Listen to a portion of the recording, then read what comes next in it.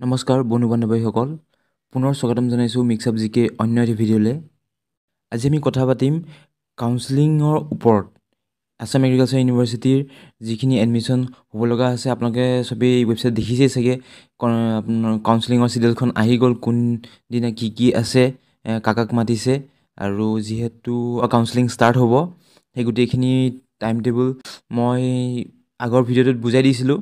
আপোনালোকে যদি এতিয়াও চোৱা নাই চাই ল'ব ভিডিঅ'টো, তাত গোটেই ডিটেইলছত আছে, কোন আহিব লাগিব, কাক মাতিছে, কোন কেটেগৰীক কোনদিনা মাতিছে, কিমান নাম্বাৰলৈকে মাতিছে, সেই গোটেইখিনি মই আগৰ ভিডিঅ'টোত ভালকৈ বুজাই দিছিলোঁ।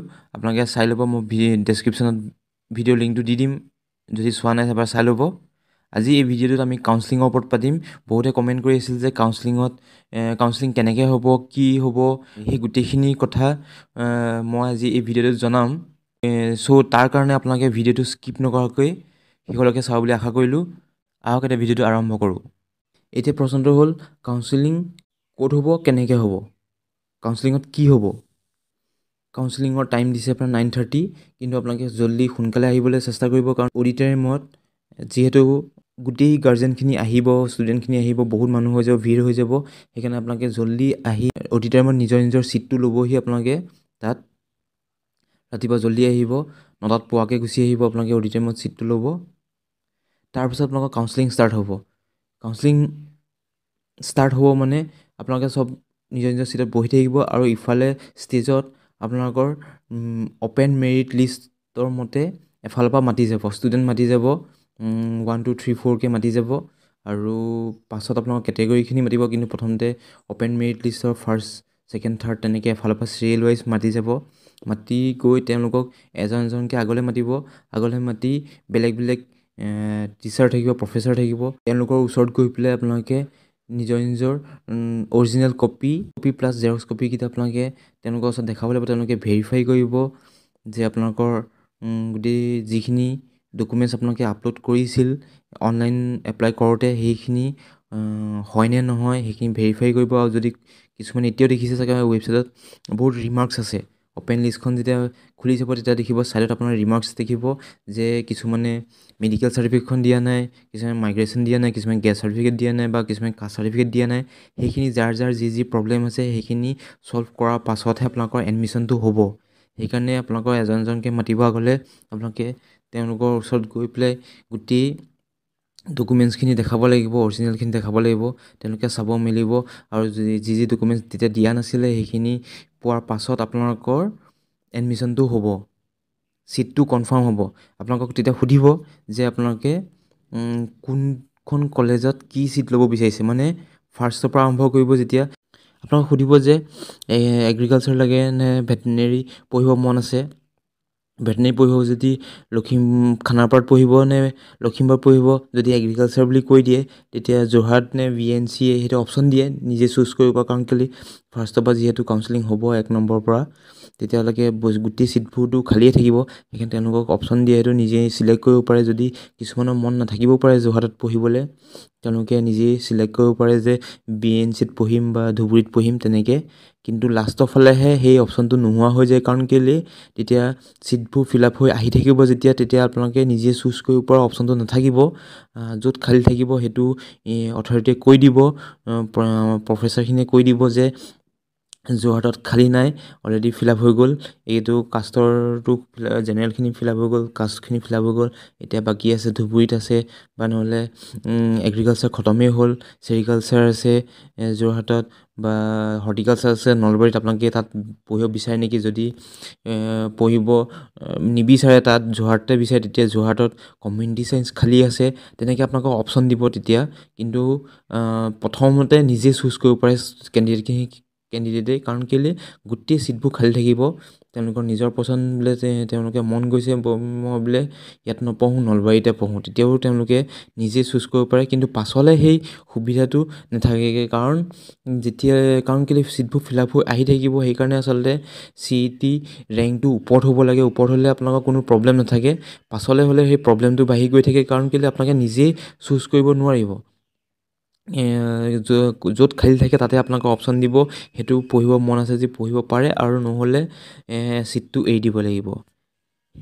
সেইকাৰণে আচলতে CET ৰেংকটো ওপৰত লাগে যাতে নিজৰ পছন্দ মতে আপোনালোকে চিট এটা ল'ব পাৰে যেতিয়া আপোনালোকে চিটটো কনফাৰ্ম কৰি দিব মানে প্ৰথমতে যিজন যাব তেওঁলোকে যদি মই সাপোজ এক্সাম্পল দিহে কৈ আছোঁ যাতে আপোনালোকে ভালকৈ বুজি পায় প্ৰথমজনে যদি কৈ দিয়ে যে মই এগ্ৰিকালচাৰ BSc এগ্ৰিকালচাৰ যোৰহাটতে পঢ়িম তেতিয়া তেওঁৰ নামত সেই ফাৰ্ষ্ট চিটটো বুক হৈ যাব আৰু সেকেণ্ডজনে যদি কয় মই খানাপাৰা ভেটেনেৰীতহে পঢ়িম তেতিয়া তেওঁৰ নামত সেই সেকেণ্ড চিটটো বুক হৈ যাব সেকেণ্ড চিট নহয় আচলতে ভেটেনেৰী ফাৰ্ষ্ট চিট আৰু এগ্ৰিকালচাৰ ফাৰ্ষ্ট চিট সেইটো দুটা ফাৰ্ষ্ট চিট বুক হৈ যাব মানে দুজন কেণ্ডিডেট গুচি গ'ল অপেন মেৰিট লিষ্টৰ পৰা দেন 3 নম্বৰজন মানে তিনিজন নম্বৰজনে তেনেকৈ তেওঁৰ এগ্ৰিকালচাৰ পঢ়িব নে ভেটেনেৰী পঢ়িব তেনেকৈ কনফাৰ্ম কৰিব তেওঁলোকে সেইটো ক্ৰমে আপোনালোকৰ চিটবোৰ বুক হৈ গৈ থাকিব বুক হৈ যোৱাৰ পাছত এতিয়া হওক আপোনালোকে চিটটো কনফাৰ্ম কৰি দিলে যে মই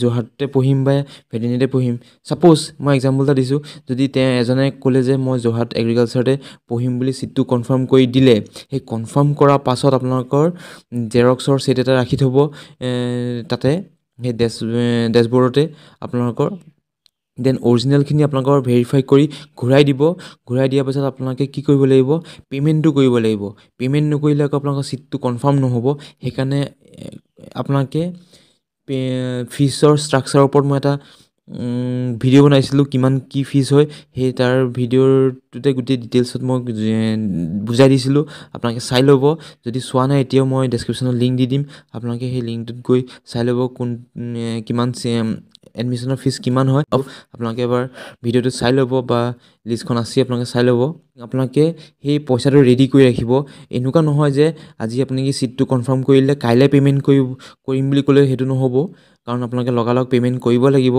অকণমান টাইম দিব ইনকেছ আৰু যেতিয়া আপোনালোকে পে'মেণ্টটো কৰি দিব কৰাৰ লগে লগে আপোনালোকে ৰিচিপ্ট পাই যাব তাতে আৰু এটা কথা আছে মই এইখিনিতে কৈ দিছোঁ যাওঁ তাতে আপোনালোকৰ আৰু এটা কথা সুধিব এডমিশ্যন পে'মেণ্ট কৰাৰ আগে যে আপোনালোকে হোষ্টেল ল'ব নেকি হোষ্টেল প্ৰিফাৰ কৰিব নেকি মেক্সিমাম ষ্টুডেণ্টে হোষ্টেল লয়েই সেইকাৰণে যদি আপোনালোকে হোষ্টেল ল'ম বুলি কয় তেতিয়া আপোনালোকৰ হোষ্টেল নম্বৰটো তাতে এলট কৰি দিব এলট কৰি দিয়ালৈ কোনটো হোষ্টেল ইয়াত বহুত হোষ্টেল আছে আপোনাৰ হোষ্টেল 1ৰ পৰা আৰম্ভ কৰি হোষ্টেল 15লৈকে আছে 15টা হোষ্টেল আছে তাৰে আপোনালোকৰ hostel 1 hostel 2 hostel 3 hostel 4 hostel 4লৈকে গাৰ্লছ হোষ্টেল তাৰপিছত আহি গ'ল আপোনাৰ হোষ্টেল 5 হোষ্টেল 5টো হৈছে PG hostel boys hostel 6 PG hostel boys hostel 7 hostel 8 hostel 9 এই তিনিটা হৈছে UG হোষ্টেল বইজ তিনিটা UG হোষ্টেল আছে হোষ্টেল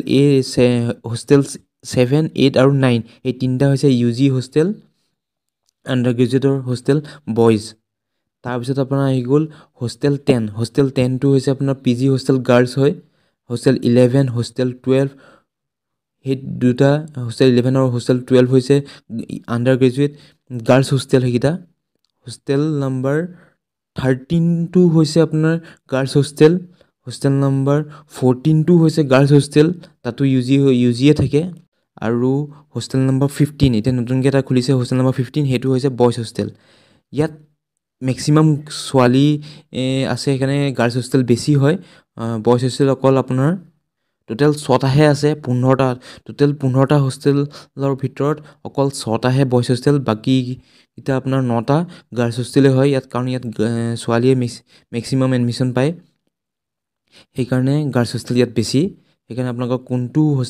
আপোনালোকে নিজে চুজ কৰিব নোৱাৰিব এইটো হোষ্টেল লাগে বুলি অথৰিটি আপোনাক কৈ দিব যে এই আমুক হোষ্টেলত এলট কৰা হৈছে তেতিয়া যদি হোষ্টেল এলট কৰি দিয়ে তেতিয়া আপোনালোকে এক্সট্ৰা 9,000 এটা পে' কৰিব লাগিব সেইটো হৈছে হোষ্টেল ডিউজ মই সেই হোষ্টেল ডিউজৰ বিষয়ে আপোনালোকক ভিডিঅ'টোত ধুনীয়াকৈ ডিটেইলছত বুজাই দিছিলোঁ কেনেকৈ 9,000 হৈছে কিহৰ কাৰণে লৈছে সেই ভিডিঅ'টো আপোনালোকে এবাৰ চাব যদি কিবা কনফিউজন আছে সেইকাৰণে আপোনাৰ ভিডিঅ'টো চাই লৈ বুজি ল'ব 9,000 কেনেকৈ কিহৰ কাৰণে লৈছে সেইটো হৈছে হোষ্টেল ডিউজ হিচাপে 9,000 পে'মেণ্ট কৰি ল'ব পে'মেণ্ট কৰিবলৈ সেই গোটেই পইচাটো আপোনালোকে ৰেডি কৰি ৰাখিব আৰু সেইটো পে'মেণ্ট কৰি দিয়াৰ লগে লগে আপোনালোকৰ এটা ৰিচিপ্ট দিব সেই ৰিচিপ্টটো লৈ আপোনালোকে ঘৰলৈ আহিব পাৰিব তেতিয়া আপোনালোকৰ চিটটো কনফাৰ্ম হৈ যাব আৰু নেক্সট আপোনালোকৰ হোষ্টেল অহাৰ এটা ডেট দিব সেইদিনা আপোনালোকে হোষ্টেললৈ সেই ৰিচিপ্টৰ সৈতে হোষ্টেললৈ লাগেজ চব লৈ আনি আপোনালোকে হোষ্টেলত সোমাব পাৰিব কিন্তু পে'মেণ্ট নকৰালৈকে আপোনালোকৰ ছিটটো কনফাৰ্ম নহয়।